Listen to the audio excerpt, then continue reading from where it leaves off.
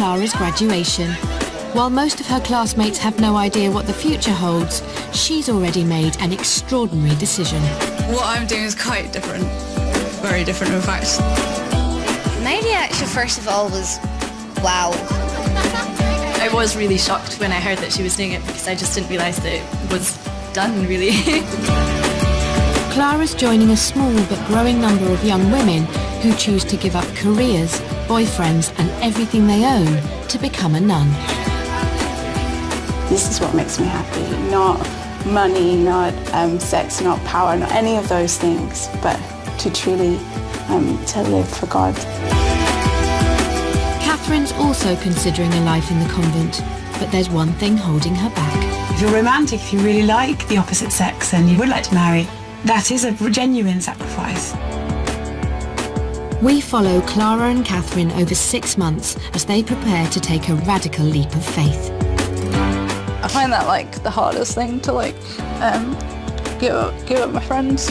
I am putting everything in God's hands and I don't know what I'm going to land into. I can't begin to imagine what it's going to be like to just take that step.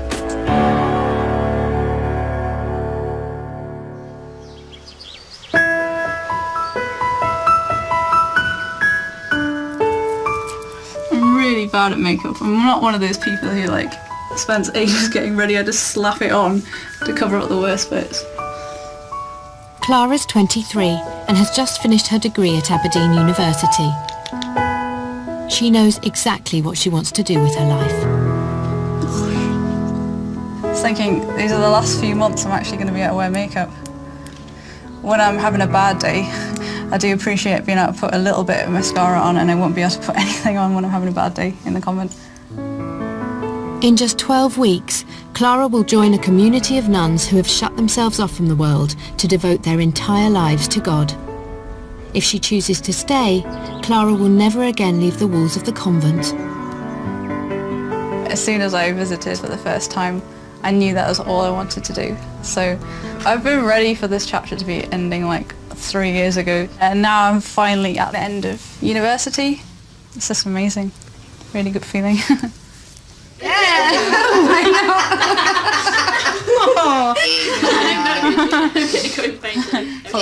Typical. Oh yes. Clara and her friends are celebrating the end of 5 years studying together.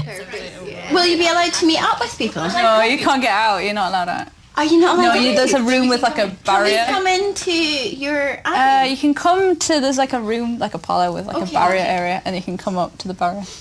But Anytime, or are you limited to like specific? An hour a year. Will you wear your hair open or in a bun? Oh, I'll get it chopped off. You're Yes. getting a lovely curl. No, I do get it chopped off. Like all of it? Pretty much. No. I think. I'm not looking forward to that bit. No. Yeah. I'll send you a locket of each person can have a lock in mine. Thank you everyone for coming. It's really lovely to have everyone together for one last meal. It's really sad. I just want to wish everyone all the best with everything they're doing. I'm sure they're going to go on to do great things. So yeah, all the best for that.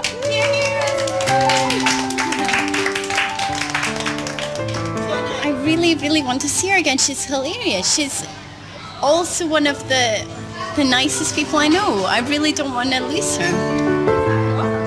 We all keep thinking about different times that we'll see each other at some point again, and it's weird thinking that Clara won't be there, so yeah. I don't want to get emotional, but yeah, it'll be weird. Definitely without her.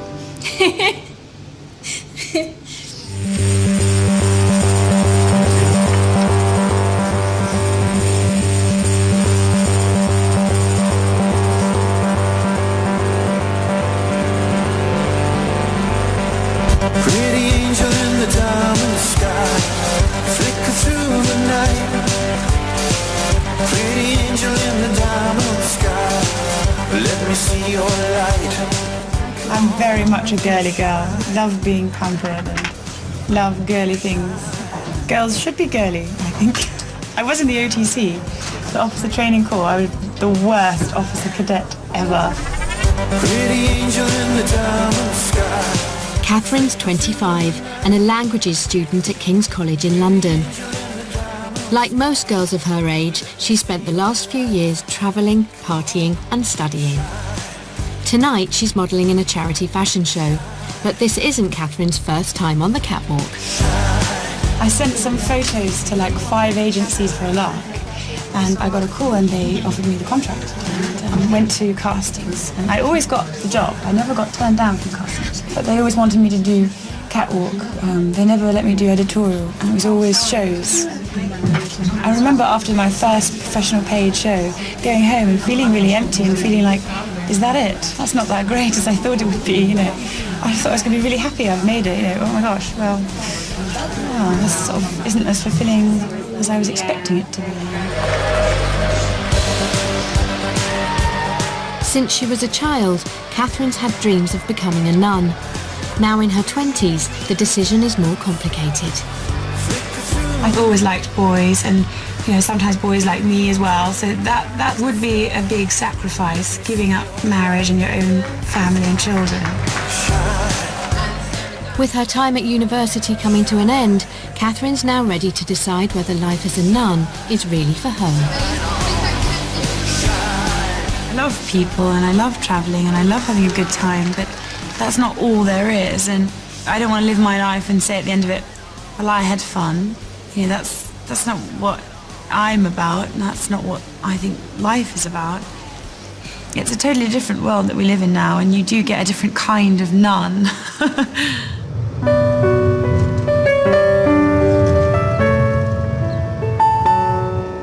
It's less than 3 months until Clara enters the convent, and she's going home to County Durham to spend the summer with her family.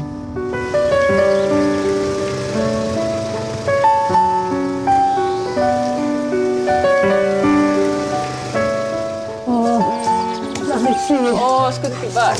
Yeah, you're home later than I thought. Yeah, no, Dad took her wrong turn. Oh dear. I tend to put it to the back of my mind, the fact that she's leaving. And so I just kind of try and carry on as normal. I don't think, oh, I've got to do this one last thing. I can't deal with it in that way. I just enjoy the moment and just be ourselves, really. Hello, Benedict. I thought you were a Oh, no, I'm not a nun yet. Did you think I was a nun already? No. You know, I'm so lucky I've got such a wonderful family, and I've had loads of opportunities and, you know, great education and great uni experience. You know, so it's funny that I would feel unfulfilled, but I feel there's something more. I know there's something more to life that I can only really achieve if I do this radical thing of just giving myself to God and entering this particular community. Clara first visited St. Cecilia's Abbey 3 years ago. Some people think it's quite extreme because you spend all your life there and you don't come out even during the day. It's so that you can really live a life hidden with God and free from the distractions of the world. In this corner here you can actually click on walk with the nuns on a virtual tour and see them having their recreation, and they've all got their great summer hats on. They're quite cute. Clara's chosen a life of silence and contemplation. When she enters the Abbey, she'll spend up to 7 hours of each day in prayer. You're not really meant to talk, like just have a conversation about anything. You're not really meant to do that at all apart from recreation. I think that will be tough after a while. It'll get to me a bit, like, you know, just the silence, I'll keep my mouth shut. And at meal times as well, I have to try not to talk and not to laugh. While many communities of nuns are struggling to survive, Clara's order is flourishing. In the last 5 years, they've welcomed 8 new sisters, the youngest only 19. I don't know, I just felt really happy there, and somehow I knew that that was where God wanted me to be. And I felt this amazing sense of peace that I hadn't felt before. Shall I hide you? You can hide under my habit. Yeah. And they wouldn't be able to tell, would they? Yeah. You have to get up really early. To get up at 4:45 in the morning. I don't care. I hate sleeping. You hate sleeping? Well, that's perfect. You'll be a perfect nun then. The eldest of 5 children, Clara's grown up in a devout Catholic family. she's doing this out of faith, and we all share that faith. And so, we just have to trust in God that's, if it's for her, then, we're sure we'll be blessed out of it, although it's difficult to... First Communion. Clara's family will only be able to visit her at the Abbey twice a year, and they'll talk through an iron grill. They can exchange letters, but not phone calls. There we are. That's a nice one. Yeah. Maybe get a copy of that. That's really Yeah, nice. I quite like that, because we're all together, finally. My first reaction was, but I don't want to lose her. I'll never see her, she'll be gone. And then the second reaction was, will she be happy there? Will she be able to cope? Will she get terribly homesick? Will she miss her brothers and sisters? And if it doesn't work out, will she feel she's failed in some way? And will that be bad for her? Oh, you always look lovely, Mummy, even when you've just had a baby. It's amazing. Part of me wants you really to succeed and for it to work. And a little part of me thinks, well, if it doesn't, you come home. I can understand that, yeah. Not all nuns live hidden from the outside world. The Franciscan Sisters of the Renewal are based in the heart of inner city Leeds. They're one of Britain's most youthful religious communities. The average age of the sisters here is just 30.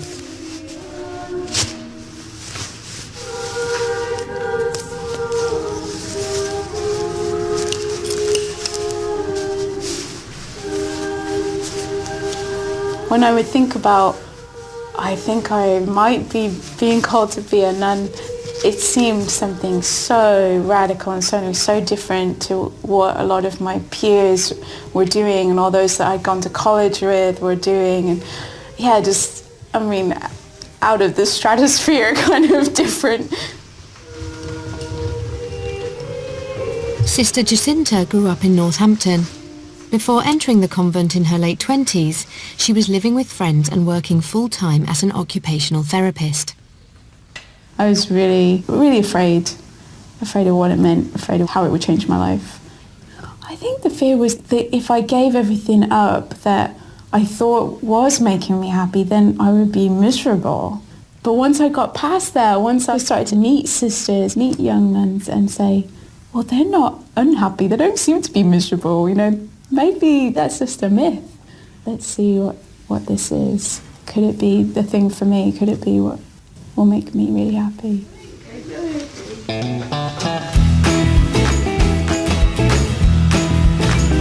Glory, glory, hallelujah. I'm gonna lay my burden down. Glory, glory, say hallelujah. I think the most common reaction we've had in the car is you'll get a beep and then all of a sudden you'll turn around and look and there'll be a mobile phone held up taking a picture. One person in the car sees it and then they're like they're telling their friends. The sisters in Leeds are part of a larger community of nuns founded in the United States. They came to Britain as missionaries in 2009. Hey, good morning. Sorry, we're a bit late. We try to live and we choose to live in poorer neighbourhoods as much as we can. We choose to not own anything of our own. We choose to drive cars that are donated to us. Sometimes they don't always work very well. So we choose to live with the food that people offer us rather than going out shopping. Because if we're serving the poor, then it's a contradiction if we're living a rich lifestyle. So if we're serving them, we need to be like them, to identify with them, so they can identify with us. I love this place though. Yeah. I come down twice. I come down twice a week. Yeah. Just for your warm glow and just to hear. It's nice to have you here. I like talking to you because you're warm and friendly. You bring joy to our hearts too.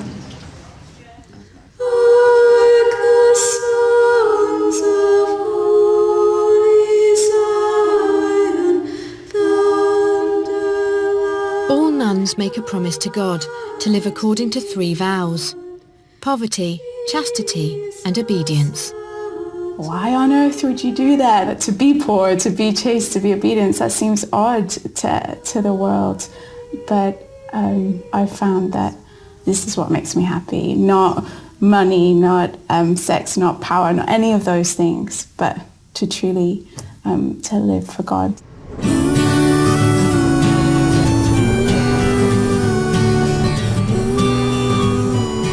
Catherine's on her way to visit a convent in the New Forest. She's been spending time there for the past few months to help her decide if she's genuinely called to become a nun. I don't want to spend years and years and years wondering and not making a decision, but it obviously has to be right. So I wanted to just go again and see how it goes, basically just see if I could imagine myself there.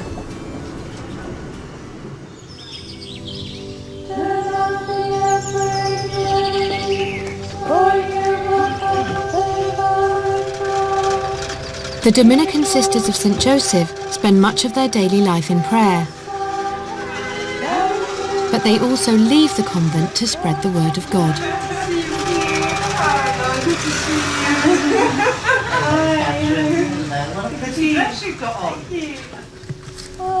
Sister Yacint looks after all the young women who are interested in joining.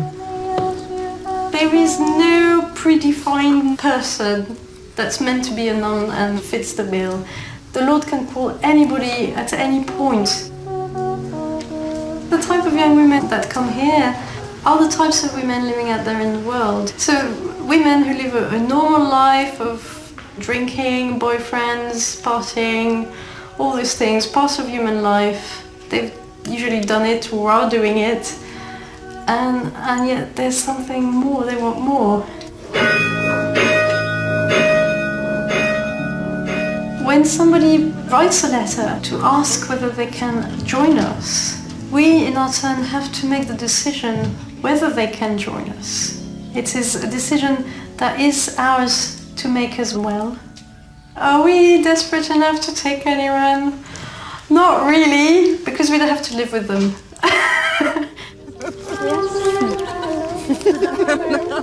When I'm here, I love it here. Each time I come back, I like it more, and I want to join more, and the desire is sort of stronger, it's constant, it's there, it's very much there. They're such good, beautiful people, and I look at them, I admire them, and I want to be like them. Okay.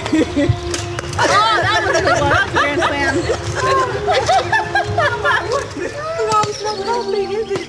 Catherine became my Facebook friend somehow, and then she contacted me and said she was interested in religious life. So we're just trying to get to know her better at the moment in order to better find out what the kind of life that she would be happiest in. The community only admits new sisters once a year. If Catherine wants to enter the convent this September, she'll have to make her decision soon.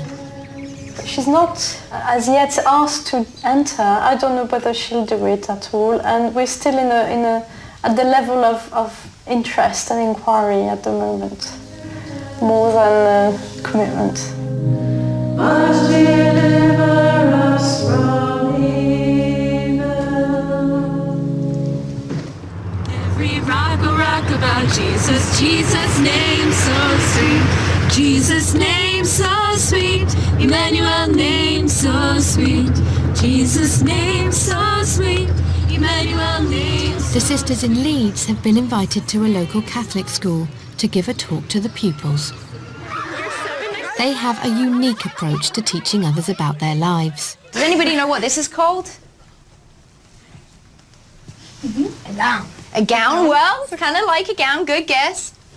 A garment. Close. I'll tell you, it's called a habit. And then, does anybody know what this is called? I'll give you a clue. Here comes the bride. A veil. A veil. Good job. Okay, so it's a veil. And then this, who knows what this is called? It's a rope. It has another name. That was the trick, because you probably never heard of this word. It's called a cincture. So we have a veil, we have a habit, we have a cincture, and wearing, what are these on my feet? Sandals. Sandals, that's right. I have sandals on my feet, that's right. And who knows what this is? Rosary. It's a rosary, that's right. Good job. Okay. In order to help you remember those things, we're going to do a little exercise, okay? So I want you to all stand up, and you're going to push your chairs in. Stand behind your chairs. You're going to recognize the tune because it's a song you learned when you were a kid, okay? So you ready? I'm going to show it to you, and then you're going to join in, all right? Ready? Can you do it? Yeah. Veil, habit, sink your sandals, sink your sandals. Veil, habit, sink your sandals, sink your sandals. Okay, ready? We'll do it slowly. Veil, habit, sink your sandals, sink your sandals. Okay, fast. Veil, habit, sink your sandals, sink your sandals. Veil, habit, sink your sandals, sink your sandals. And rosary and 3 nuns for our vows. Veil, habit, sink your sandals, sink your sandals. Good job, year 7. Woohoo! Okay, you can take a seat. Great. So does anyone have a question? Put your hands up. Did you have to give up everything, like all your mobiles and your computers and your house and stuff? Yes, we do give up. We don't have internet or TV or lots of gadgets and iPhones and things like that and iPods and but I love it. I'm so happy that way, you know. It sounds, you don't look happy. You look horrified at the thought. Are you allowed to wear makeup or piercings? No, we choose not to wear makeup, just to have a simple life, and probably would look kind of funny if you saw a nun with a veil on and lots of mascara and eyeshadow and everything, so. Oh my God, shocking, because how can a girl live without makeup? It's like the item of a girl. Everybody needs it, that just makes you feel better. I mean, I'm shocked that all they wear is like those gowns, like, because yeah, that's it, and where they don't wear the jeans and that, and how, like, you know, like your trackies and that, way you can just sit on the sofa and just relax. And, yeah. But they always look cheerful. So if God can do that to make them cheerful, then I don't think it's wrong, I just think it's in for me. It's only a few weeks until Clara enters the convent. As a nun in training, she won't be able to take any of her own clothes with her. But she's been sent a short list of items she can bring. Well, where do they get them from then? Don't know. This is the mystery. I mean, no one knows when nuns go shopping. Oh, nuns or us. Yeah, nuns or us. Yes. Yeah. Moving on. Blue, plain, full-length, long-sleeve night dresses. I don't know if they exist. A pair of silent slippers. What's a silent slipper? Well, I suppose there's one with that clickety-clackety heel, you know. Right.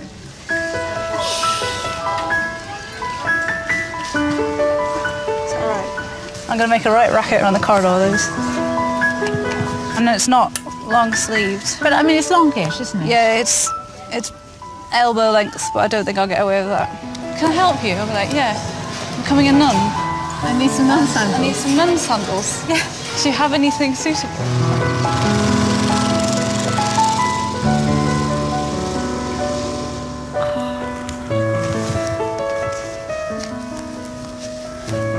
God, no. I can't put them on with socks, it looks awful.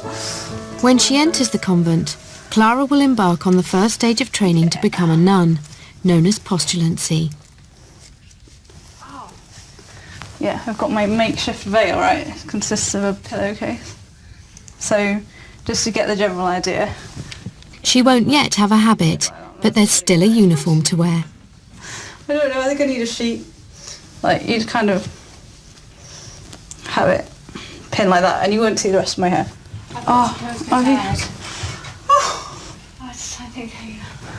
That's really scary. Reminds me of one of my primary school teachers. What? The nuns, you know. Oh, sorry. Hang on. Can you just quickly do something? Oh gosh, that's really scary. No, well, you do it. Just so it's like kind of pinned back. Yeah. She just looks really like a nun, like a young nun. So it makes me realise it's coming really close. Yeah. But she looks very happy, so I suppose that's a good thing. I'm quite excited really, because it means that she's getting on with the journey. She's embarking on this new phase. Yeah, doing what I really want to do. But also it's a fear of not seeing her so much, so mixture of feelings really. Oh, don't cry, Mommy. Anyway, got to get on with it, haven't we? Yeah. Yes. Right, give me a hug. My pillowcase will fall. I'll go and get Daddy. Okay. Yep. All right. Well done. My pillowcase. I mean, how does a mother get through this? Does it ever make you question your faith? But you see, the thing is, to me, it's not like I have my life and I have my family and then I go to church. It's like my faith is who I am. And so if God calls Clara to this, then I must support her. And I want to support her. It's not that I resent it. I don't resent God for taking Clara away from me. I think God has something beautiful for her, and I would be denying Clara so much if I didn't let her pursue this vocation. And I genuinely feel that, so I feel joy in my heart that God's chosen her. Trying to get me drunk. Slanjava. Catherine's with her younger sisters for a night out in London. They're keen to know if her stay at the convent has helped her move any closer to making a firm decision about becoming a nun. It is still open. There is still that chance I could meet someone and marry. You can never say never, and you can never know for 100%. But there's a big part of me that wants to give my life to God in this way. And I'm taking the steps, and I'm willing to do it. If it's right, I'm totally willing to do it. Because there's been murmurings for so many years, it wasn't like an initial shock, but in a way it still is a bit surprising because I think she'd be giving up a lot that she enjoys.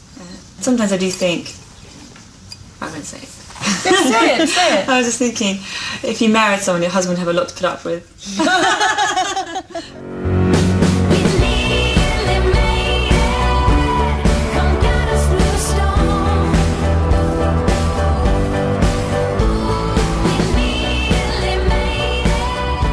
I do feel torn, pulled in two directions.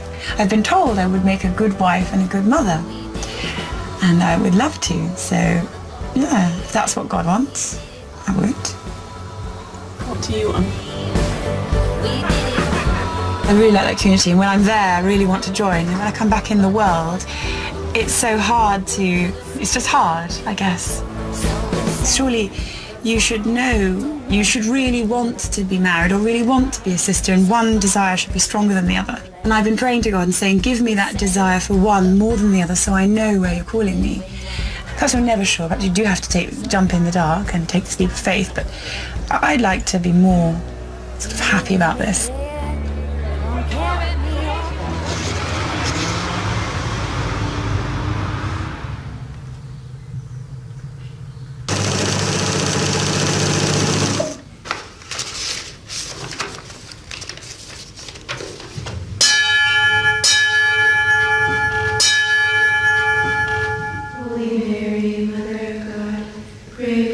Like all nuns, the sisters in Leeds have made a conscious choice to live without a physical relationship. But contrary to popular belief, the convent isn't simply a refuge for women who've been unlucky in love. It wouldn't be much of a compliment to God if he just chose the remnants, you know, the ones that couldn't get a husband or weren't very attractive or were left on the shelf. It wouldn't be much of a compliment to him. By becoming a sister, we don't stop being human beings with natural feelings and emotions, but in the same way that a married woman would have to guard her heart against falling in love with another man, in the same sense we guard our hearts and we've given them totally to our spouse, Jesus Christ. It's a long engagement to Jesus. Sister Jacinta had been a nun for 8 years before taking final vows.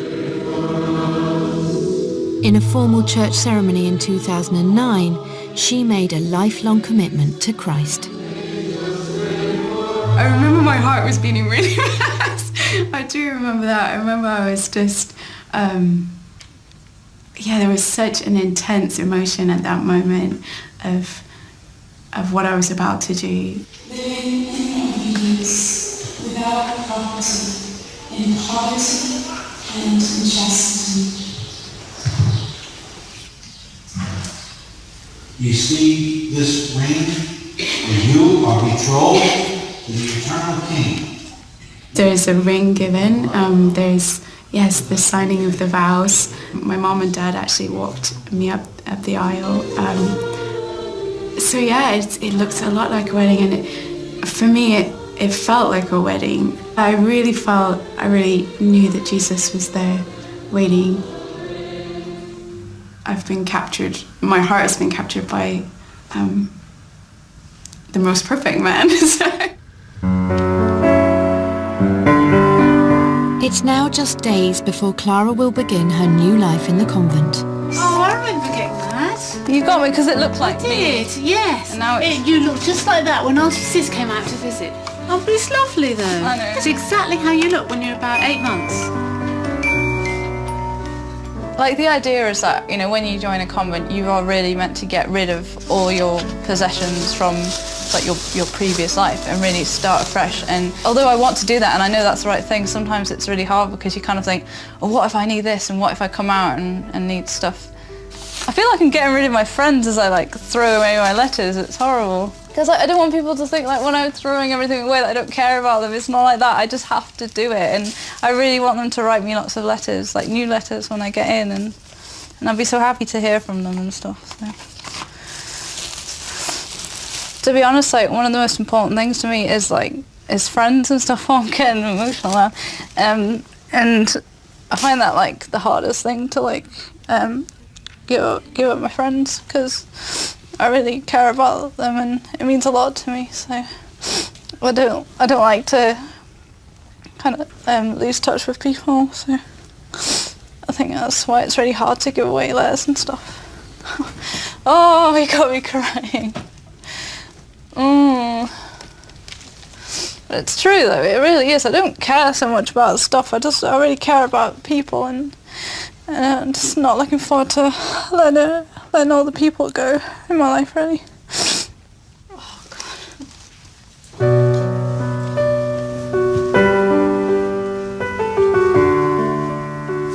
God. Without God, it would be quite frightening.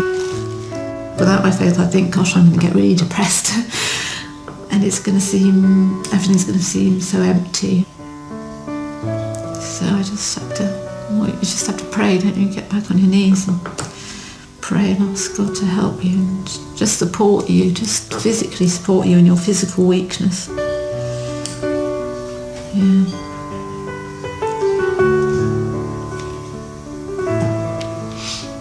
Good night, Benedict.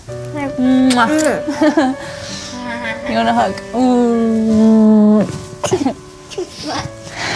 Did it get all my hair in the way? You ready for light off?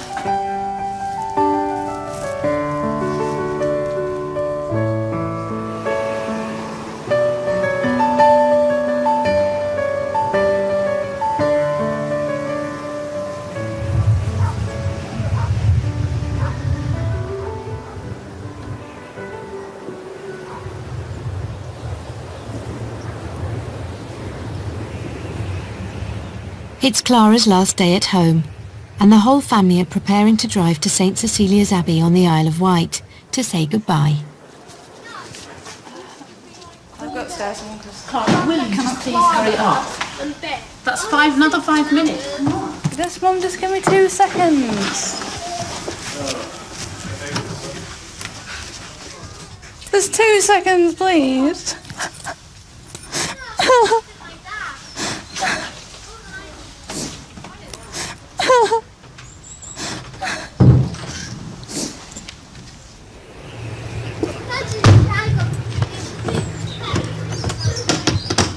Lara's suddenly just frozen. She was sitting so she can barely move. I'm not being mean to her, but I just need to get and go. She'll be all right.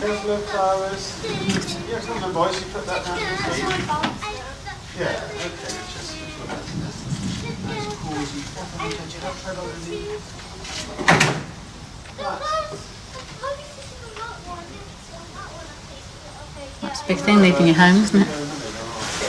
If you'll be back or... Yeah.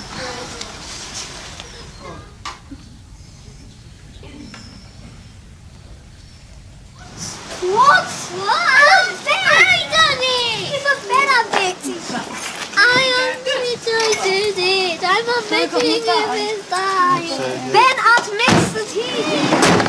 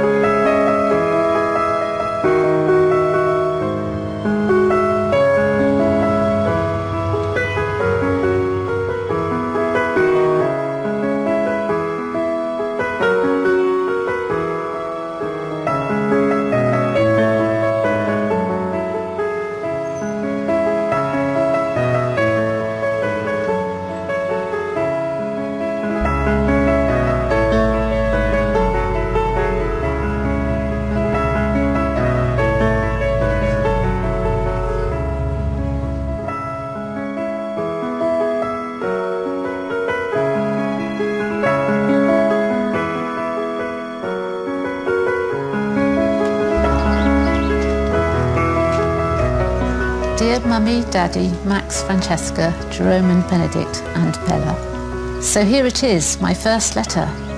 I'm very pleased to be able to tell you, after 2 weeks, that I am still alive. Nothing could have prepared me for the shock of actually leaving you all and leaving the world. And emotionally, it really hit me when those big oak doors closed behind me and I left you all standing on the other side. I felt in total shock, like I had been plunged into cold water.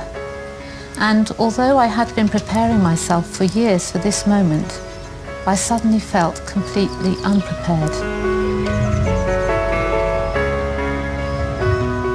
From what I have said so far, it probably sounds like it's all rather miserable and I want to come home.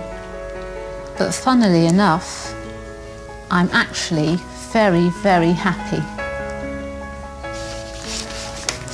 I don't read anymore. And I couldn't open it for crying. But when I got it, it was really reassuring to know that she's all right. And in fact, she says she's very happy. And it was just lovely to hear her voice through the letters, you know, just to have her thoughts and just have a bit of time with her reading the letters. So I came in here and everyone else, Andy was at work and the children at school, so it was nice because I could sit and read it myself and think about it and, you know, look back over it.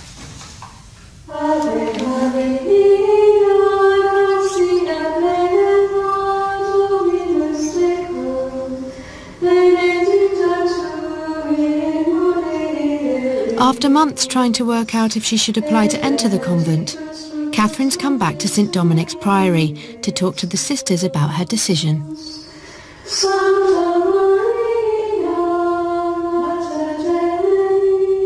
Sister Hyacinth asked me, what do you want deepest in your heart? What do you desire? And I said, to be a saint and to do the will of God, to bring love and joy to people. That's what I want. So that's compatible with this way of life, and I think I could do that best here.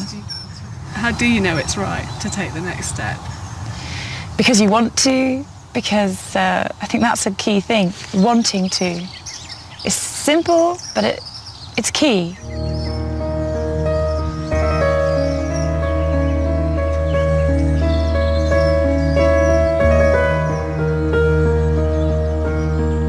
Catherine's hoping to join the community in September, but the sisters have also been thinking about whether she's ready. It's not, I really don't want to disappoint you, but my main concern is for your happiness. So there's no way it could be this September? Well, I can tiny 1% chance. I can report to the sister. And I want to do what your advice is obviously. You will profit from it. You will profit from it. We just want you to deepen your life of faith, yes, for you to make a better decision, a decision which is absolutely sure. And if you're absolutely sure now, if it's genuine, it's not going to go away in a year. You see what I mean? It needs to have this test of endurance. Yes. Rather than, oh, let's do this, oh no, let's do that, oh no, I'm not sure now. You see what I mean? Yeah. So I do see. But also, it's not that I've decided on a whim yesterday. Sure. It's that I've been saying this since I was 4 years old. Oh. I trust whatever you decide. You think you'd have to rush through everything? I'd love it, but I don't mind. No, what you decide is what you decide, and it's not up to me. Well, it's not my decision. It is. No, it's not my decision at all. It's the community's decision. Yeah. We hope and pray that she does come back. And it's also a test in time. She really wants to join us now, yes. But will she want it in 6 months' time? And if not, well, that will be a good sign for all of us that this was not meant to be. It has to be the decision that comes first and foremost beyond everything else the world has to offer. Whether it be success, money, or even meeting the most perfect possible man. I would rather be here. I would rather give myself to God than doing all of this.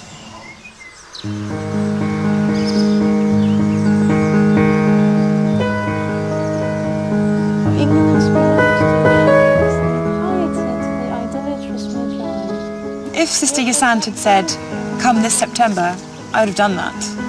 So I was disappointed, but she gave me really good advice. And it's true, I know, you can't enter if you're not 100% sure. I've never been a very patient person, so God is teaching me to be patient. I'm really enjoying the journey. It can be frustrating, you know, not always knowing where the future lies, but it's exciting as well. And I'm very optimistic and hopeful about the future.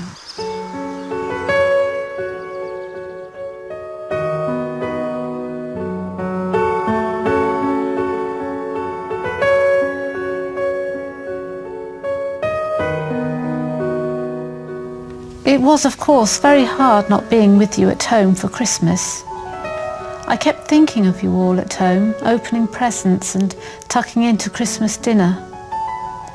When I got my presents from you in the morning, the first thing I saw when I opened the parcel was Benedict's picture, which said, "Come back, Clara, I wrote you on my Christmas list."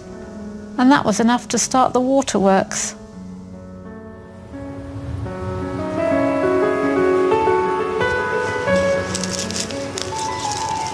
It's been 5 months since Clara entered St. Cecilia's Abbey, and her family are adjusting to an unexpected development. Oh, Ben, just sit quietly there. Watch me fly. Clara has come back home on an indefinite break. The door has been left open for her to return to the Abbey, but she's taking time out to decide whether she can cope with life in an enclosed order. I really love the community, and it feels like, in so many ways, it feels like the right community. But can I practically do it? You know, I love it. I know I do, but can I live it? And that's what I've got to think about. Bless us, O Lord, and these thy gifts, which we are about to receive from the bounties through Christ. The main thing I was finding difficult is just like adjusting to the limited contact with my family. I found that really hard. You know, it might just be that my personality is that I just can't deal with that aspect as well as some of the other sisters have been able to.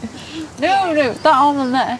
It was really hard having to come to terms with the fact that it wasn't going to plan out as simply as I thought it was going to. I thought I was going to enter and then that's it, you know, and I was so sure that it wasn't coming out. So yeah, it took a heck of a lot of getting used to. Is that basketball around anyway? But I don't think at any point I've failed in any way. I mean, I think I would have felt like I'd failed if I hadn't tried. But I know I have tried. So I think if you try something and you try your best, then there's never any reason to feel like you failed, actually.